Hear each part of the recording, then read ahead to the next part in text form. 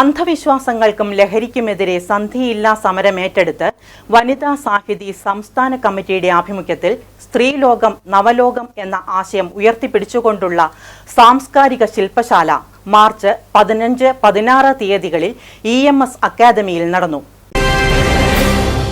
സ്ത്രീലോകം നവലോകം വനിതാ സാഹിതി സംസ്ഥാന കമ്മിറ്റി ദ്വിദിന സാംസ്കാരിക ശില്പശാല സംഘടിപ്പിച്ചു.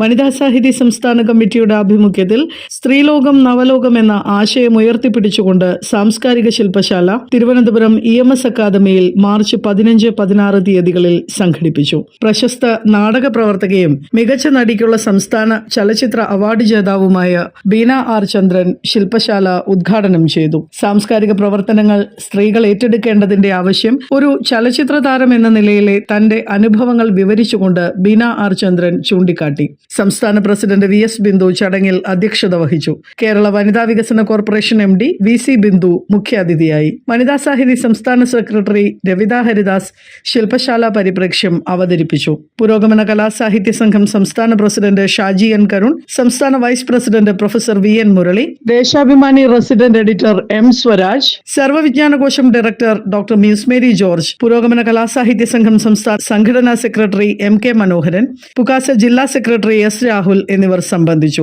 സംഘാടക സമിതി ചെയർപേഴ്സൺ PN സരസമ്മ സ്വാഗതവും വനിതാ സാഹിതി ജില്ലാ പ്രസിഡന്റ് P ഗിരിജാബായി നന്ദിയും പറഞ്ഞു. വനിതാ സാഹിതിയുടെ ആദരം ബീന ആർ ചന്ദ്രന് നൽകി VS ബിന്ദു ടീച്ചർ ഷാൾ അണിയിക്കുകയും പ്രശസ്ത സിനിമാ സംവിധായകൻ ഷാജി N കരുൺ ആദര സമർപ്പണം നടത്തുകയും ചെയ്തു. തുടർന്ന് സ്ത്രീലോകം നവലോകം എന്ന ആശയത്തെ മുൻനിർത്തി വിവിധ സെഷനുകളിൽ വിഷയാവതരണം നടന്നു. വനിതാ സാഹിതി സംസ്ഥാന കമ്മിറ്റിയുടെ കരട് നിയമാവലിയും കരട് നയരേഖയും ചർച്ചയ്ക്കായി 2 സെഷനുകളിൽ അവതരിപ്പിക്കപ്പെട്ടു. നിയമാവലിയുടെ അവതരണം സംസ്ഥാന വൈസ് പ്രസിഡന്റ് ബീന സജീവ് നിർവഹിച്ചു. നയരേഖയുടെ അവതരണം സംസ്ഥാന കമ്മിറ്റി അംഗം ഡോക്ടർ സ്മിത അവതരിപ്പിച്ചു. തുടർന്ന് നടന്ന പൊതുചർച്ചയിൽ സജീവമായി എല്ലാ ജില്ലകളും പങ്കെടുത്തു. വിശ്വാസം, അന്ധവിശ്വാസം, രാഷ്ട്രീയം എന്ന വിഷയത്തിൽ മാധ്യമപ്രവർത്തക R പാർവതി ദേവി വിഷയാവതരണം നടത്തി. ദൃശ്യമാധ്യമവും ആധുനിക സമൂഹവും എന്ന വിഷയത്തിൽ പ്രശസ്ത സിനിമാ താരം ഗായത്രി വർഷ വിഷയാവതരണം നടത്തി. സത്യാനന്തര കാലത്തെ ജനാധിപത്യവും ലിംഗനീതിയും എന്ന വിഷയത്തിൽ പ്രൊഫസർ സുജ സുസൻ ജോർജ്, അജിത്രി ടീച്ചർ എന്നിവർ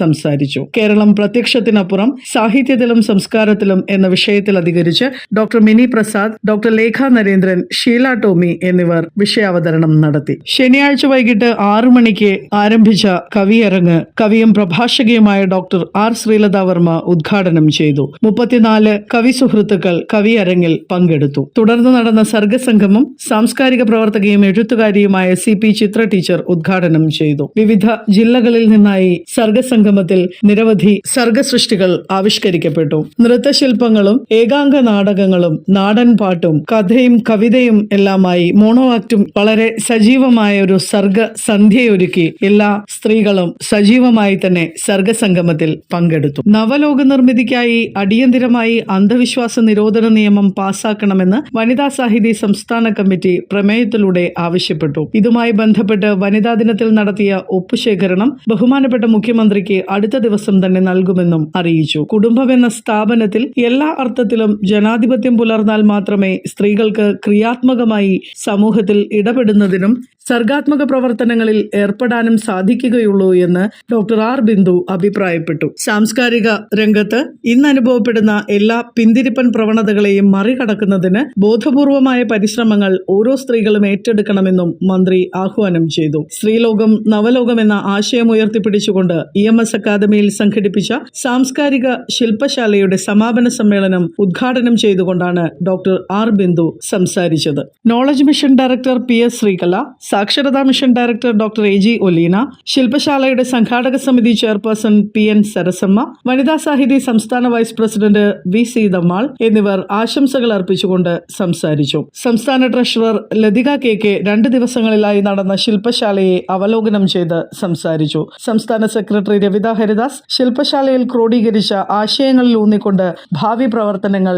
വിശദീകരിച്ചു. പാലക്കാട് ജില്ല തയ്യാറാക്കിയ ഇല്ലന്റ് മാഗസിൻ R പാർവതി ദേവി പ്രകാശനം ചെയ്തു. എസ് ചിത്രാദേവിയുടെ കവിതകളുടെ സംഗീതാലാപന ഓഡിയോ ടി രമേശ്വരി അമ്മ ബീന ആർ ചന്ദ്രന് നൽകി പ്രകാശനം ചെയ്തു. സ്വാഗത സംഘം കൺവീനർ എൽ പ്രേമലത സമാപന സമ്മേളനത്തിന് നന്ദി പറഞ്ഞു. സാക്ഷരതയിലും ഗ്രന്ഥശാല പ്രസ്ഥാനത്തിലും ശാസ്ത്രചിന്തയിലും ഏറെ മുന്നിൽ നിൽക്കുന്ന കേരളത്തിൽ നവോത്ഥാനം കുഴിച്ചുമൂടിയെന്ന് കരുതിപ്പോന്ന അന്ധവിശ്വാസങ്ങളും അനാചാരങ്ങളും അങ്ങിങ്ങ് പ്രത്യക്ഷപ്പെടുന്നുണ്ടെന്നും ഈ അവസ്ഥയിൽ എത്രയും പെട്ടെന്ന് മാറ്റമുണ്ടാക്കാൻ പുരോഗമന കേരളം തുടർന്നും കഠിന പ്രയത്നം ചെയ്യേണ്ടതുണ്ടെന്നും വനിതാ സാഹിതി ഓർമ്മപ്പെടുത്തി. പോരാട്ടങ്ങളുടെ ചരിത്രവീഥികളിൽ സഞ്ചരിച്ച് സമത്വം എന്ന നിർണായക ലക്ഷ്യത്തിനായി പങ്കാളിത്ത സർഗാത്മക സമരങ്ങൾ ഏറ്റെടുക്കുമെന്ന തീരുമാനത്തോടെ ശില്പശാല സമാപിച്ചു. News desk, media city.